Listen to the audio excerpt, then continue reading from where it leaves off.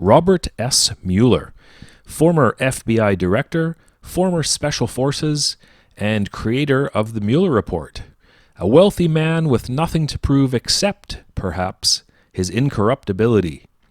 What watch does this man wear on his wrist in the White House Situation Room or when testifying to Congress? He wears one of the least expensive, simplest, and arguably homeliest watches of all time, a Casio DW-290, and he wears it on the inside of his wrist. That coming up next.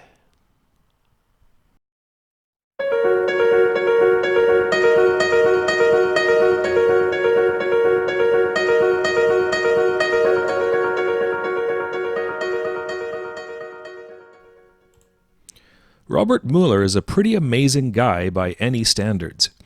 He served as a Marine Corps officer in Vietnam, was in Special Forces, earned a Purple Heart and a host of other medals. This is a guy who quit the military because, after the war ended, he said non-combat life wasn't exciting. Upon his return to the U.S., he became an attorney and a homicide prosecutor, worked under 4 presidents, 2 Republicans and 2 Democrats, and was the longest-serving FBI director since J. Edgar Hoover. Today, I'm reviewing his go-to watch, the Casio DW-290. And here is the box for the Casio DW-290. It doesn't get any simpler than this. A plain cardboard box with the Casio logo on 3 sides. And when you open it up, you can see here, the watch is actually pre-mounted on a plastic display stand. So if you were a retailer, you could just take it out of the box, remove the plastic wrap, and it would be ready to display as it is. There are some protective film on the acrylic, on the glass, but otherwise, that's just as it is. The manual is inside the display stand. And I'll just pop it off here. And so you just take off the protective layer off the glass. And that's it. The Casio DW-290, very simple, very straightforward presentation. The basic operation of the watch is very straightforward as well. There's an A button that's on the upper left corner of the watch. It's the only protected button on the watch, and that's the one that's used to start the setting functions. So you hit that button, and then the area that's being set will flash. In this case, the minutes are being set. And you use the lower left button right here to scroll through the different areas, to scroll through seconds, minutes, hours, date. And then the upper right button right here resets each area. This is the same way that quartz watches have been set since the 70s. So if you've ever owned a quartz watch before, this will be very standard. The lower right button here, the light button, is actually used to set the 24-hour setting. So here I'm pressing it back and forth, and in the manual it says 24-hour setting, but it's hard to spot. It's just right there to the upper left of the 8 in this photo. That's where the 24-hour setting is. So it's not really easy to see. So if you're wondering if you're on military time or not, that's the area where you check.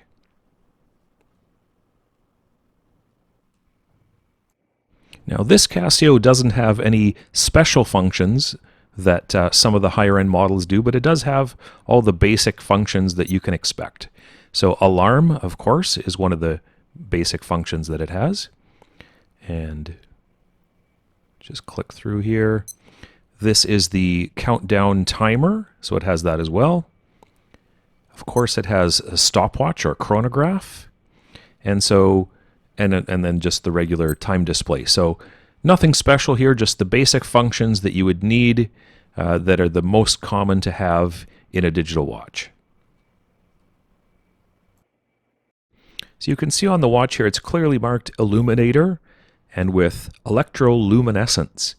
Now this is known as standard backlighting, of course, but at the time in 1990 when this watch came out, that was quite a big deal, and Casio really still does it very, very well.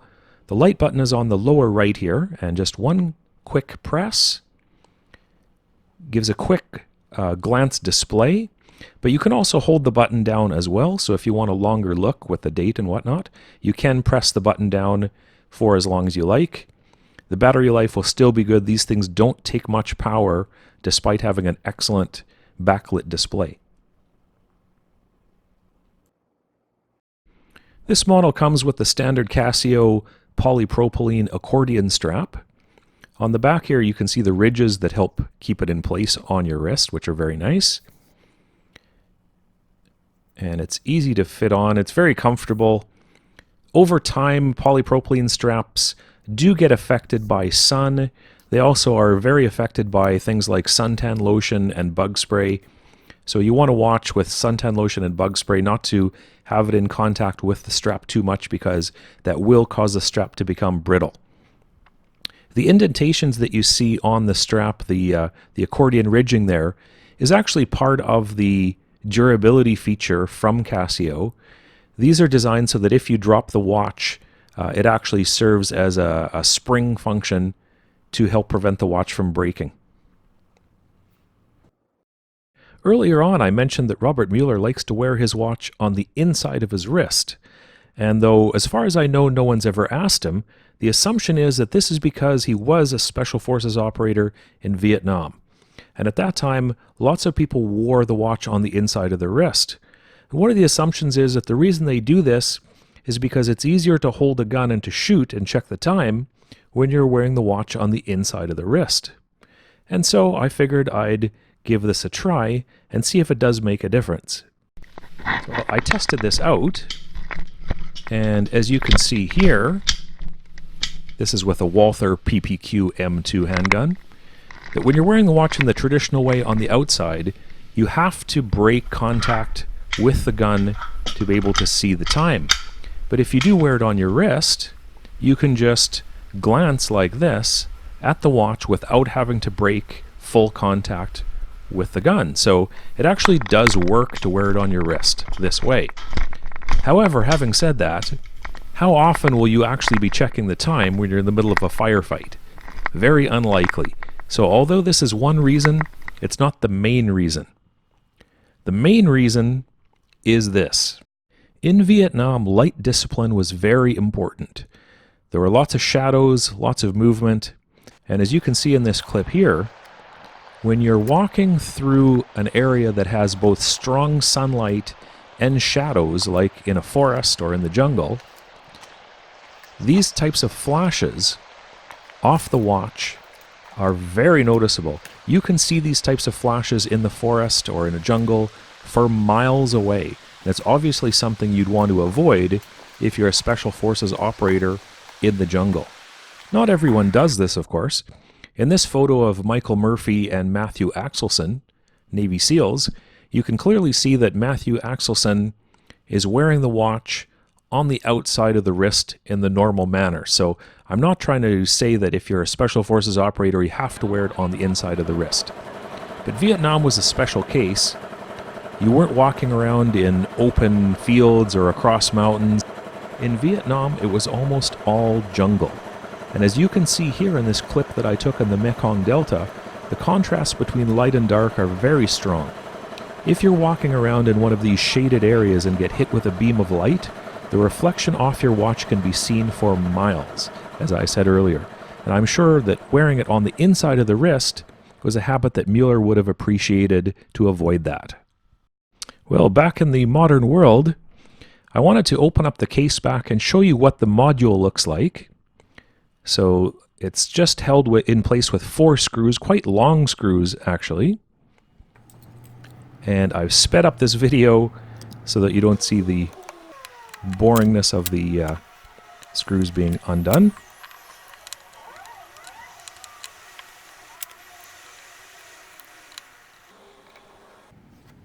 There we are. And that's the case back. As you can see there, the O-ring came off when I removed the case back. That just fits in place in a groove in the back of the watch. And the back plate presses down on that O-ring. That's what gives its water resistance. And this isn't an automatic watch, of course. This is a quartz, so just a plain module. There's nothing artistic about a quartz watch. It's just utilitarian. It's meant to function. It's not a work of art. It's just, a piece of machinery. I was very impressed with this, the back plate. You can see here the back plate is a tough back plate. It's not just a thin piece of metal. It's part of the structural integrity of the watch itself.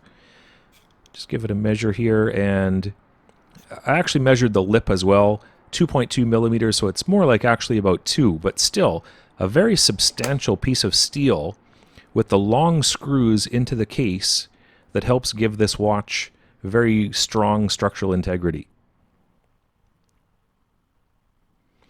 And since we're talking about the case back and the rubber O-ring, here's the at a glance from the website. And it's saying, with 200 meter water resistance, you could go swimming or diving worry-free. Black casual sports watch with resin band. So it's important to take a minute to talk about what diving means in the Casio lingo. And for that, we go to the manual. So on the manual here, this is the manual that comes with the watch, and I believe it's the same for all the G-Shock series watches as well. When you look under 20 atmospheres or 20 bar, you can see that hand washing or rain is covered with a yes. Water-related work and swimming is covered with a yes. Windsurfing as well, and skin diving. But do not use this watch for scuba diving or other types of diving that require air tanks. Although this watch is rated for 200 meters, it doesn't have a screw-down case back, it doesn't have screw-down crown, it's just a simple O-ring with a back plate putting pressure on it. So although it can take a 200 meter water resistance, I'm sure for a short period of time, you don't want to test it at length, at depth. As far as I can tell, the buttons on the Casio actually go through the case. They're not separated by a rubber barrier. And so you are not supposed to use these buttons underwater. And that includes the backlighting function. So that would be another reason why you're not supposed to use it for scuba diving. You may notice that in this clip here, the rubber O-ring has now been treated by me with a silicone grease. I always do that to my rubber O-rings because it makes them last a lot longer and it gives them that extra little bit of seal as well. The other thing to notice is the width of the actual polypropylene case. This is a nice, thick, robust case with a robust look to the watch itself. It's a tough watch. And there's one last thing to talk about with this watch, and that's the module. This particular watch that I bought has a 3231 module, as you can see here on the case back. But there are actually other versions that come with this watch as well. As far as I can tell, there's been 3 versions of this watch. The 1219 was the original, and therefore the most rare module. The next model was the 1189, made in China and Thailand. This one was the one worn by Tom Cruise in the Mission Impossible movies. And finally, the module I have, the 3231, made in Japan and China, which is still in production and the most common. The 1219 module is programmable from January 1st, 1990 to December 31st, 2029, a period of 40 years. The 1189 module is programmable from January 1st, 1995 to December 31st, 2029, a period of only 35 years. And the 3231, the modern version, is programmable from January 1st, 2000 to December 31st, 2099, a period of 100 years. These first 2 modules are known as the Bladerunner Roy Modules because, just like the character Roy, played by Rutger Hauer in the movie Blade Runner, these modules have a shorter than human lifespan. On December 31st, 2029, if you pop in a new battery and set the date on these watches, that's it. You will never be able to set the date on these watches ever again. And that makes them interesting. The 3231, on the other hand, has a longer than human lifespan, and so also from the movie Blade Runner, it's known as the Rachel module.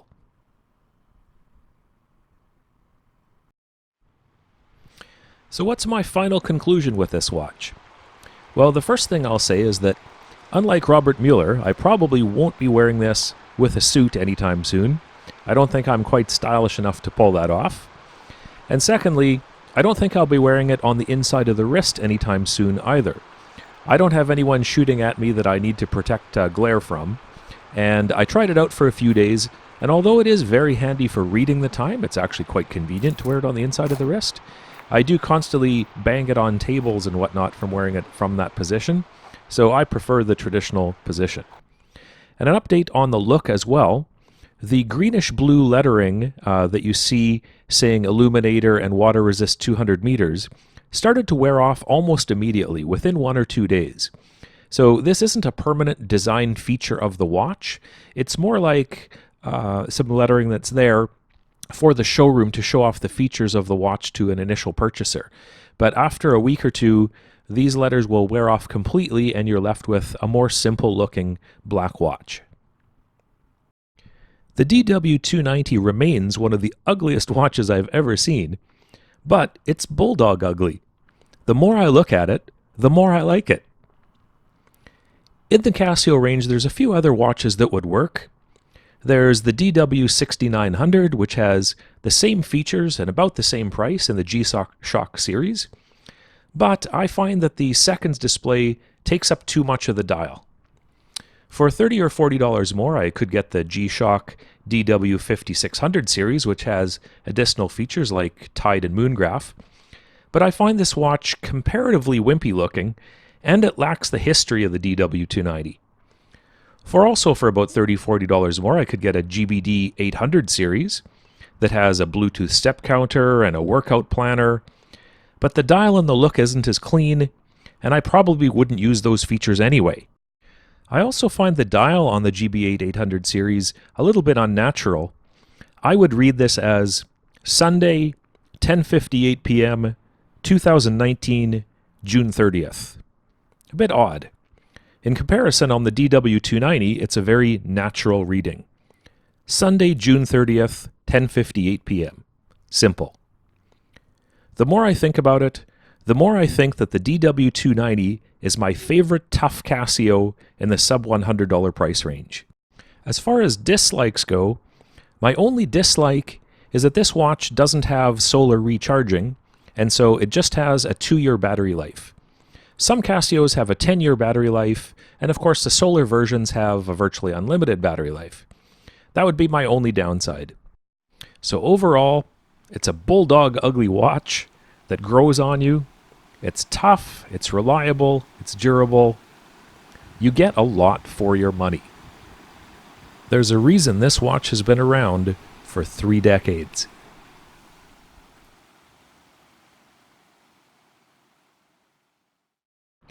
Well, that concludes my review of the DW-290. I hope you enjoyed it. If you did, be sure to hit that like button. And if you want to see more content like this in the future, be sure to ever so gently depress that subscribe button because there is more to come. Special shout out to Laura from Casio Canada, who is great in answering my questions about this watch. And please note that there are links in the description. So if you support this channel and want to get this watch or any of the accessories that go with it, be sure to use those links. Lastly, do you agree that this is the best tough watch under $100? If you do, let me know why, and if you don't, what watch would you buy instead? Let me know in the comments. Thank you, and I will see you in the next video.